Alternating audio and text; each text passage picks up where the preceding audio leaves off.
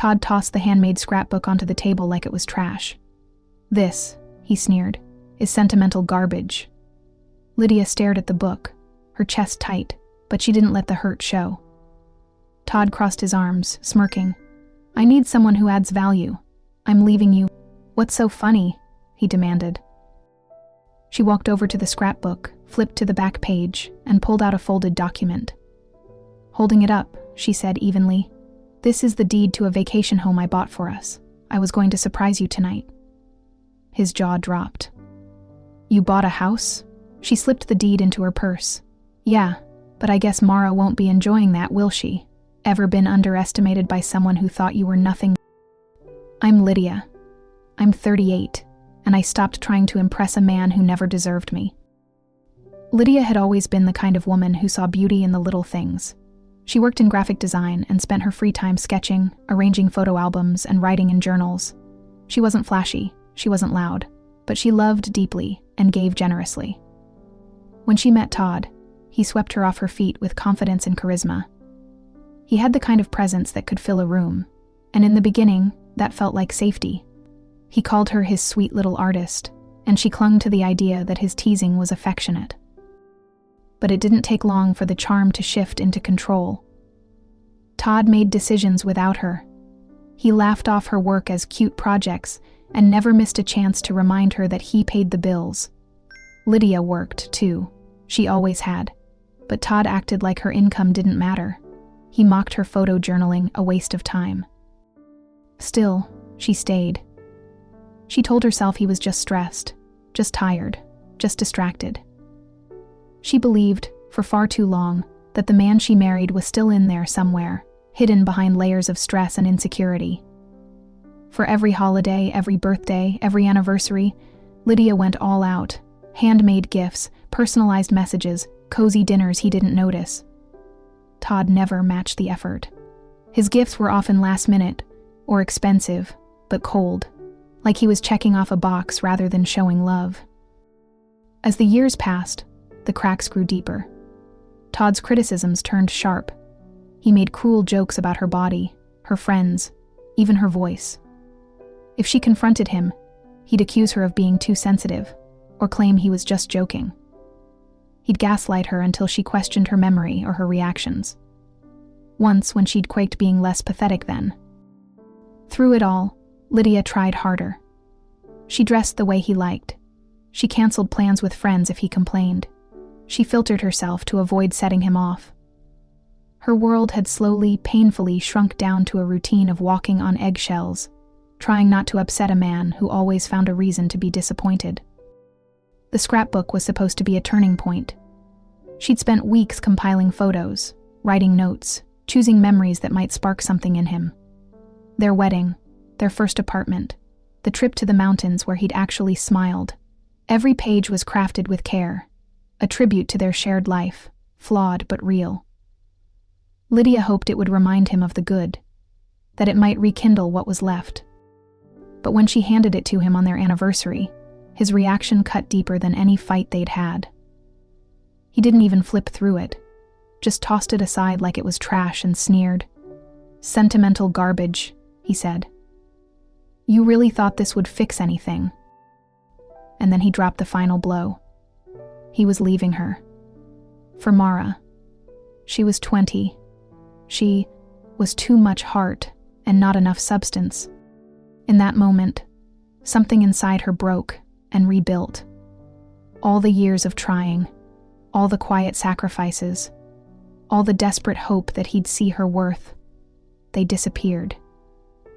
And what remained was a woman who realized that if he couldn't see her value, then he never deserved her to begin with. Todd stood in front of Lydia, arms crossed, smirking like he'd just won something.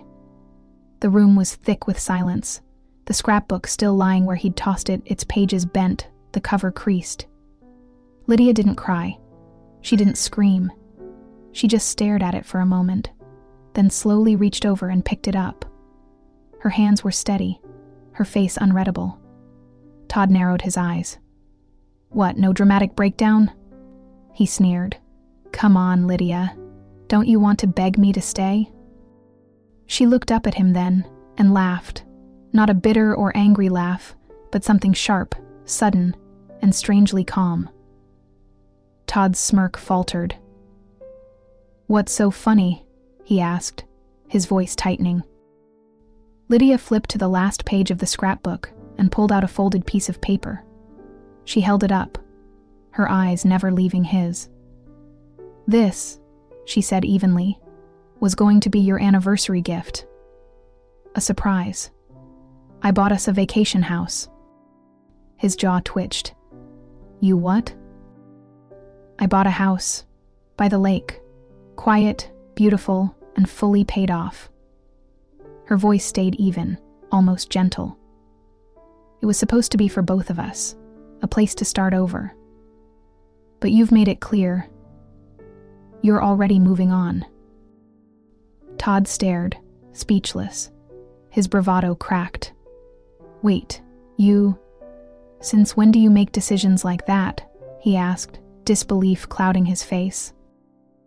Lydia smiled faintly. "Since I realized I can't count on you for anything meaningful." She folded the deed, slipped it into her purse, and turned toward the hallway. "I'll be gone by morning." "Lydia." He moved to follow her.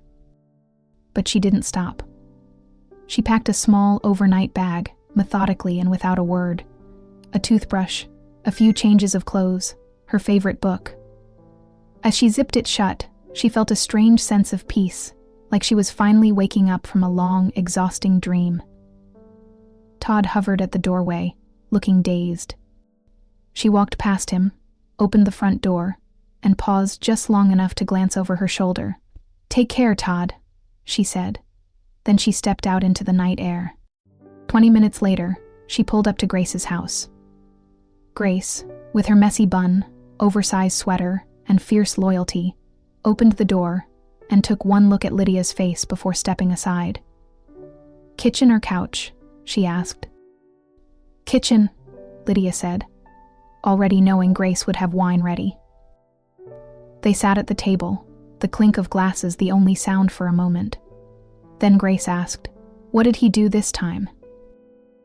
Lydia exhaled slowly and told her everything. From the scrapbook, to the insults, to Mara. Grace's expression hardened with each detail. "I should have left months ago," Lydia said quietly. "I've been pulling back piece by piece. Buying the house was part of the plan. I just didn't think I'd pull the trigger like this." Grace reached over and gripped her hand. "You did it. You finally walked. And you're not looking back." Lydia nodded. She wasn't sure what came next, but for the first time, she didn't feel afraid. She felt free. At Grace's house, Lydia was slowly settling into a rhythm that didn't revolve around tiptoeing around Todd's moods. The first morning after she left, her phone buzzed nonstop. 6 missed calls, 14 text messages. The first one read, "Where did you go?" The next, "You're being childish." Then, "We need to talk." Finally, "I'll be by the house later. We need to sort this out." Lydia sighed and tossed the phone face down on the table. Grace looked up from pouring coffee. "Let me guess." Todd. Lydia nodded, expression flat. Grace smirked and handed her a mug. "Let him stew in it." Instead of responding, Lydia spent the next few days leaning into the small joys she'd forgotten. She helped Grace clean out her garage, curled up with a sketch pad to draw again, and took long walks, just to breathe. The fog she hadn't even realized she'd been living in began to clear. By the 3rd day, she felt steady enough to go home. Not because Todd had texted again, though he had, but because she wanted to see her own space on her own terms. She parked down the street and approached the house slowly, unsure of what she'd feel. But when she saw Todd's car in the driveway, she didn't flinch. He was pacing in the living room when she walked in, his arms folded like he was trying to stay in control. "You finally decided to show up," he snapped. Lydia set her purse down calmly. "I live here, Todd. What are you doing here?" He softened his tone, trying to spin. "This has gotten out of hand. Look, I made a mistake, okay? I wasn't thinking clearly. Lydia crossed her arms. You seemed pretty clear when you called me useless and told me Mara was your future.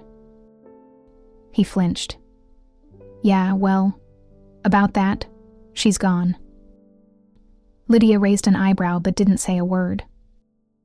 He sighed, the smug confidence draining from his voice. She laughed at me, said I was pathetic, that I gave up the only real thing I had. She couldn't believe I let you keep the house. A flicker of satisfaction lit in Lydia's chest, but she kept her expression even. And now what? You want to come crawling back? I just think we should talk, he said, suddenly meek. She stared at him, voice calm and firm. You made your bed, Todd, and now you can lie in it. He opened his mouth to argue, but she'd already turned and walked toward the stairs. That night, with the door locked and the bedroom quiet, Lydia stared at the ceiling and let herself smile. Todd was unraveling, but she wasn't. She was reclaiming everything he tried to make her believe she didn't deserve: peace, space, respect. He'd left her for someone younger, someone he thought was more fun, and now he was alone. But Lydia? She was just getting started. The day after Lydia stood her ground and refused to let Todd worm his way back in, she got to work. She packed his belongings, every shirt, every gadget, every piece of clutter he insisted was essential, and placed it all in a neat suitcase by the front door. When he showed up that evening, looking like he hadn't slept, she met him on the porch. Her arms were crossed, expression calm. "What's this?" he asked, staring at the bag. Lydia handed him a folder without a word. He opened it and scanned the top page. His face fell. A divorce lawyer? He scoffed, eyes darting to her. You're actually serious about this? I'm done, Todd, she said evenly. You made your choice when you walked out that door. His nostrils flared. You can't handle life without me. She gave him a tight smile. Watch me. He stood there, stunned for a moment, gripping the suitcase like he didn't know what to do with it. Then he muttered something under his breath and stomped off down the steps. Lydia didn't flinch. She walked back inside, locked the door, and turned the deadbolt with finality. The next morning, she called a locksmith and had the locks changed. Grace arrived with coffee and a notepad. You ready? She asked. Lydia nodded. Let's do this. Together, they documented everything. Financial records, text messages, shared accounts. Grace helped her outline a timeline of events, organizing folders and photos. It wasn't just emotional closure, it was a strategy. Todd didn't stay quiet for long. Within days, he started reaching out to mutual friends and family, trying to control the narrative. He told people Lydia had overreacted, that she was unstuffle, and that she was ruining a good thing over nothing. But the story didn't land the way he thought it would. People knew Lydia. Quiet, steady, thoughtful Lydia. And they'd seen the way Todd treated her over the years, even if they hadn't always said it out loud. One by one, people stopped responding to his messages. Friends who once nodded along to his jokes at Lydia's expense now called her to check in. Even his own sister sent Lydia a message. For what it's worth, I think you're doing the right thing. The shift wasn't loud or dramatic. It was quiet, but powerful. Lydia didn't defend herself online. She didn't post cryptic quotes or air out their marriage in public. She simply held her ground. When Todd showed up again, 2 weeks later, she met him at the door, arms folded. I just want to talk, he said. Lydia shook her head. This isn't your home anymore. You're being cold. She said calmly, I'm being clear. Todd's face twisted in frustration, but he didn't argue. He just turned and walked away. That night, Grace and Lydia sat in the kitchen, a bottle of wine between them. You know, Grace said, raising her glass, you didn't just leave Todd, You left the version of yourself that thought you needed his approval to be whole." Lydia smiled, clinking her glass gently. "Feels good, doesn't it?" It did. It felt like freedom, and for the first time in years, Lydia wasn't surviving. She was standing tall, calm, confident, and focused on the life she was finally building for herself. The divorce moved faster than Lydia expected. Todd, stripped of his leverage and reputation, didn't put up a fight. He didn't contest the terms, didn't push for mediation, and certainly didn't want anything dragged into public view. With no grounds to demand anything and no allies left to support him, he quietly folded. Lydia finalized everything with her lawyer in less than 6 weeks. No tears, no arguments, just paperwork, signatures, and a quiet kind of relief that settled deeper with every dotted line. The house was hers, the accounts were secured, and the life she had once built around Todd's moods and needs was finally, officially over. The first thing she did was take a solo trip to the vacation house. Pulling into the gravel driveway, she stepped out and looked around at the pine trees swaying gently in the breeze. The lake shimmered beyond them, serene and wide and still. The house itself, modern, cozy, filled with warm light, felt like a physical symbol of everything she'd taken back for herself. She opened the door, set her bag down, and exhaled.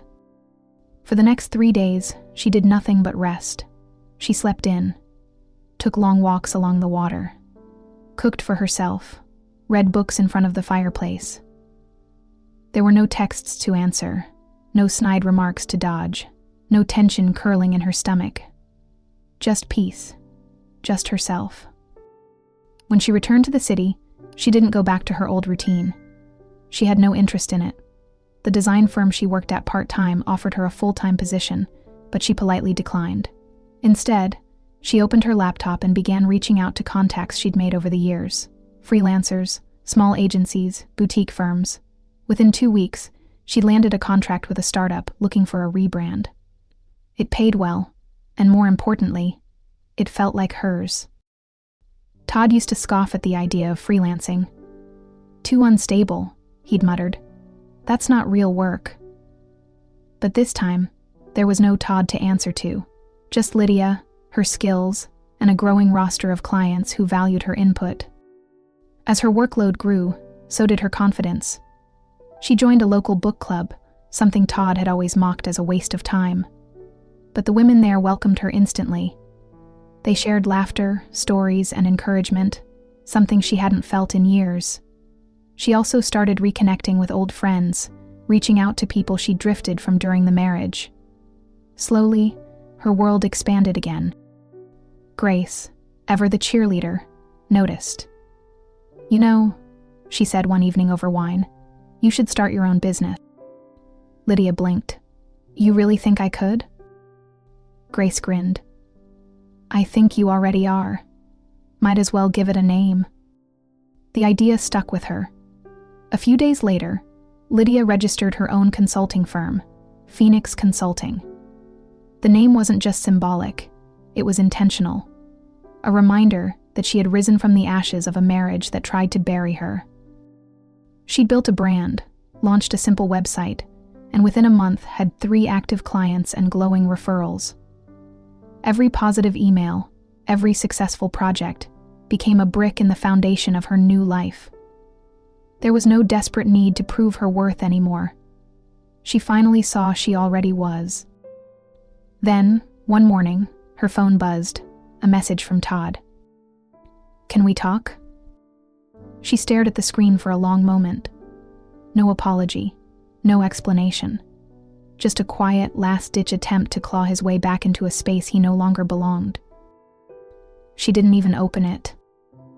With a calm, steady hand, she deleted the message and turned back to her open laptop. She had a proposal to finish, a new client to onboard, and a meeting scheduled for later that afternoon. Todd was the past. Her future was unfolding beautifully, on her terms, at her pace, and without the weight of anyone else's expectations. She was done surviving. She was building something strong, lasting, and undeniably hers. Todd's name lit up Lydia's phone screen late one evening as she sat on the porch of the vacation house, a cup of tea resting beside her. She debated ignoring it, but answered out of pure curiosity. His voice came through sharp and bitter. "Mara's gone," he said without even greeting her. "She laughed at me, said I was pathetic, a fool." Lydia stayed quiet. She could hear his frustration growing on the other end. "I threw away the only good thing I had." He paused, then added more quietly, "You." Still, Lydia said nothing. The silence stretched until Todd couldn't take it anymore. "Aren't you going to say anything?" Finally, Lydia spoke. Her voice was calm, measured. "You threw me away, Todd. Now you're living with that choice." There was a pause, then a pathetic attempt to backpedal. "I made a mistake, okay? We can fix this, Lydia. I wasn't thinking clearly." She didn't let him finish. With no anger, no drama, just a quiet resolve, Lydia hung up. She turned her phone over, face down on the table, and let the wind settle around her. The waves lapping at the lake's edge were the only sound left, and they were far more comforting than anything Todd could have said. In the days and weeks that followed, word started to spread. Todd's social circle shrank rapidly. Mara, the woman he'd left Lydia for, was gone, and not quietly. She told mutual acquaintances exactly what she thought of him, how he'd thrown away someone who genuinely cared about him. People began to see through the mask Todd had always worn. He lost the professional contacts who used to invite him to events. His clients stopped calling. His flashy charm no longer held weight, especially when his ex-wife was now being mentioned in business newsletters and industry blogs. Because while Todd was fading from relevance, Lydia was rising. Phoenix Consulting was gaining traction. A viral post on LinkedIn about her story, carefully worded, professional, but deeply honest, earned thousands of engagements and brought in a wave of referrals. A journalist reached out, asking to feature her as part of a piece on women rebuilding after betrayal. A mentorship organization for young women in business invited her to speak at their next event. Each new email, each glowing testimonial, each warm introduction confirmed it. She wasn't just surviving, she was flourishing. People admired her for her strength, not her suffering. Her business reputation wasn't built on pity, but on performance. She'd taken everything Todd tried to tear down and built it into something untouchable. Todd, on the other hand, became the kind of man people talked about in low tones and judgmental glances. The man who gave up a smart, grounded woman for a fleeting thrill and ended up alone. He tried to reach out once more. A long-winded email filled with vague apologies, what-ifs, and too-late admissions. Lydia didn't even finish reading it. She didn't need closure from him. What she needed, what she'd always needed, was peace, and she'd found it. By the time fall arrived, and the trees around the lake turned golden, Lydia had more clients than she could take on alone. She was hiring help, mentoring other women, and living a life that felt like her own for the first time in years. And Todd? He was just another lesson. A reminder that sometimes, when people show you what they truly think of you, the best thing you can do is believe them, and then build something beautiful without them. The vacation home became more than just a place. It became Lydia's sanctuary. With every paint stroke, every rug carefully chosen, every shelf lined with books she loved, she reclaimed her space, her peace, and her identity. It was hers, entirely and completely. The quiet of the lake, the sound of wind through the pines, the soft light that filtered through the windows in the early morning, all of it wrapped around her like a hug she didn't know she needed. Grace visited often. They shared wine on the deck, made dinner together, and spent hours talking about the past, the future, and everything in between. They laughed more than they cried. The sadness that once hung over Lydia had lifted, replaced by a sense of possibility she hadn't felt in years. Their friendship deepened, rooted not in shared pain, but in growth, in support, in unshakable love. Lydia didn't stop with her own healing. She started sharing her story at local workshops for women in business and survivors of emotional abuse. She spoke candidly about rebuilding, about rediscovery, about the silent power of walking away from someone who never valued you. Her voice, once silenced by Todd's criticism, became a source of inspiration. After one talk, a woman approached her with tears in her eyes and said, "You just gave me the courage to leave." That moment stayed with Lydia. It reminded her that her pain hadn't been wasted. It had become purpose. Phoenix Consulting flourished.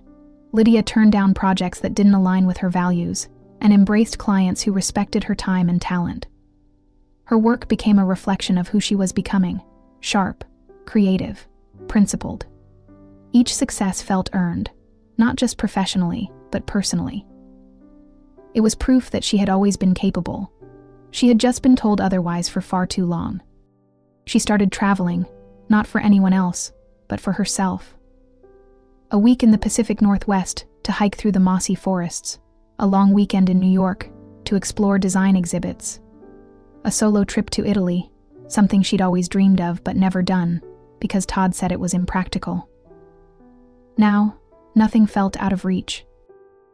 She brought joy back into her daily life. Sunday morning pastries from a local bakery, music playing while she worked from her sunlit office, a wall of framed photos documenting her new memories. Her life was full, vibrant, intentional. Todd no longer lingered in her thoughts. He was no longer the anchor that held her back. He had become what he always was, a temporary character in a much larger story. A footnote in her journey, not the author of it.